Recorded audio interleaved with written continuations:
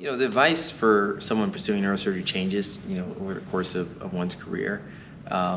You're very fortunate if you like me kind of get bitten by the neurosurgery bug earlier, because the earlier you can kind of learn about the career and meet people and get mentors, the better you're going to do.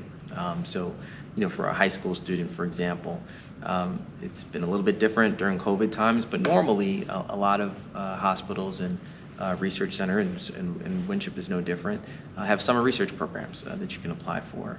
And research is one of the integral parts of neurosurgery because of how many mysteries there are in the brain.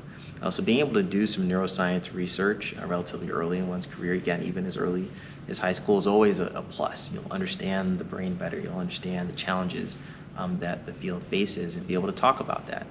Similarly, shadowing is another great thing to do. Again, more difficult during a pandemic, but in most times, a lot of local hospitals will have programs where either high school students or college students can apply for and spend some time with a surgeon and seeing if that's something that you really want to do. And I'll tell you, there are some people that think they want to do neurosurgery, and when they actually see neurosurgery, that's not for them. And that's fine, but there is a group of people that when they see, what can be done and what the possibilities are, that their eyes light up, and that drives you even further to study more and learn more about the field. It goes without saying that you want to be academically excellent. It's a very competitive specialty. We don't make a lot of neurosurgeons every year, and so you have to kind of prove your spot and make sure that people know that you're someone that is in essence worthy of one of the positions that we have. And so going to a good college helps, right? Going and getting good grades when you're there helps, having a good GPA. Same thing that I said in high school and college, you want to find mentors and people that are doing research in neurosurgery, because you can learn more about it. And when you get to college, there are other experiences beyond just shadowing where you might be able to work in a free clinic or something like that and demonstrate your actual ability to help care for people in some way. Being a scribe is another thing that people consider doing. A lot of people talk about year outs in college or going into medical school. That is something that a lot of people do and is a good idea. It's not something you have to do.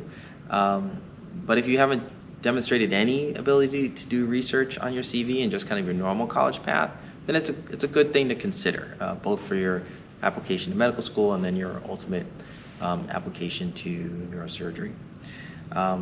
When I talk to medical students that are interested in neurosurgery, it's a little bit even more specific. Now it's crunch time. Your medical school transcript needs to reflect the ability to be a neurosurgeon. And that comes from a lot of different things. Of course, again, if your medical school has particular grades, particularly for those brain and behavior type blocks, you want to show that you have the acumen and the focus to do well studying that. Take your time and redouble your efforts when you're studying those things. When you get to the wards, where it becomes even more important and competitive, it was always funny to me that one would think that the grades in the basic science and kind of classroom stuff would kind of be the more objective thing that people spent more time paying attention to. But it's actually the grades and clerkships for many of the people that are evaluating for residency that they look at first. And that's a very subjective process, how people are graded in that. And so I tend to give a note of caution, particularly to people that are underrepresented in medicine, women, when they're thinking about how they're going through the rotations and the grades that they might be getting, because quite honestly, the way human nature is, people tend to like people that are like them. So if you're interested in a field where there are not a whole lot of people that are like you run the risk of not necessarily automatically just kind of meshing with the team that's there, and them having a little bit more difficulty seeing you as someone in their specialty. What I've started recommending to mentees, and it's kind of really the first round of people applying to residency that I've been giving this advice, and so I'm hoping that it does bear out. But what I've been trying to tell them is to be very upfront with getting feedback from their rotations, whether that's a neurosurgical rotation or any rotation, and to be very direct and say, look, if you know it is you want to be a neurosurgeon or any other competitive specialty, that this I think applies, to say, I want to get honors on this rotation. I am someone who's very driven, and I want to be the best medical sub-I or pediatric medical student that you've had this year. What are the characteristics? What are the things that your best medical students do? What can they do? What do they do every day?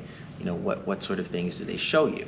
And the person, the resident you're working with or the attending, who is giving you your grade, should be able to say, well, the best medical students, they give great presentations on rounds. They know everything about their patient. Maybe they don't only see one patient a day. Maybe they're seeing 2 or 3.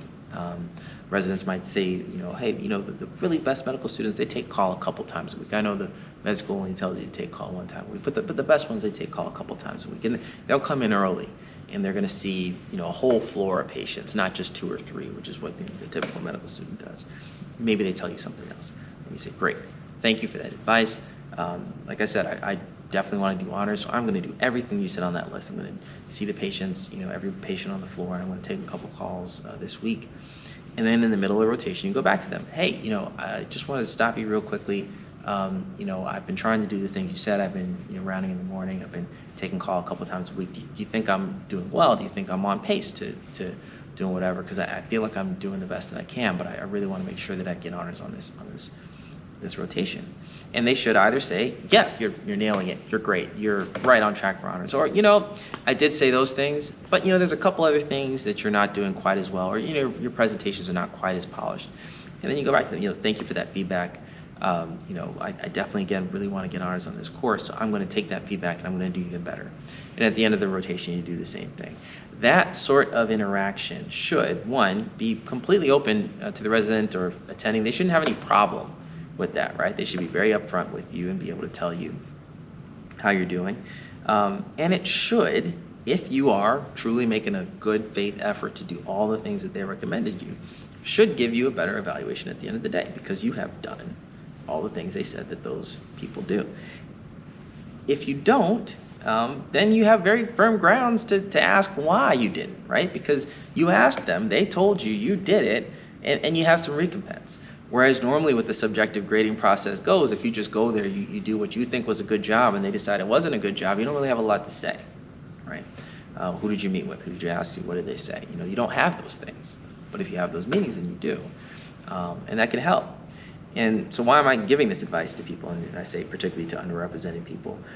Because I've seen many, many times, too many times, people that apply to neurosurgery, oftentimes underrepresented in medicine, and they have these letters of recommendation that are almost head scratching, because on paper the applicant looks great, maybe otherwise, and maybe they interview well, but then they have these letters of recommendation, which in neurosurgery are very high currency, and they just, the letters of recommendation are lukewarm. They don't have the keywords that we're looking for, being outstanding, someone that they want to match their institution, and you have no idea why. And I'm just like, but I think this person is great. Why do they have these poor letters of recommendation? And if you ask these applicants, they'll tell you that, oh yeah, such and such is my mentor, and they're so supportive, and I know that they want me to match in neurosurgery. And they have no idea that this person has written this lukewarm letter of recommendation for them that's going to hurt them. And again, I've seen it enough times, and that I think it's really important that people take the time to make sure that those mentors that they're talking to know the sort of recommendation that they need to get, and and to pull out of them the honesty of whether they're going to be writing them a strong letter of recommendation or not. And if they're not going to write you a strong letter of recommendation, then you've got to find somebody else that's in your corner to write that letter.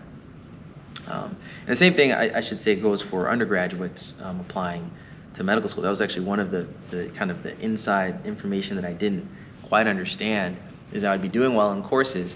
And if I was doing well in a course, I didn't go to office hours, because I'm getting an A already. I don't need office hours. What am I going to office hours for? This is something I find relatively easy. Well, then you apply to medical school, and then they ask you to get letters of recommendation. And I don't know the professors of the courses I did really well in, right? I know some of the professors where I struggled, but not where I did well. And so sometimes you have to seek out champions. And that's, I guess, kind of the whole thing to it is, you have to have champions. You have to have not just mentors, which is one of the things I learned kind of later in my career, is you have mentors that kind of give you advice and okay, you can do this, and that's really important. Like, okay, neurosurgeons do this and whatever, but you have to have sponsors, is the term that a lot of people use. And these are the people that are in the room, they have some power, they can actually make things happen for you. And at every stage of the way, the more sponsors you have, the more people that are in the room when you can't be in the room saying how great you are, the more likely you're going to be successful at the end of the day.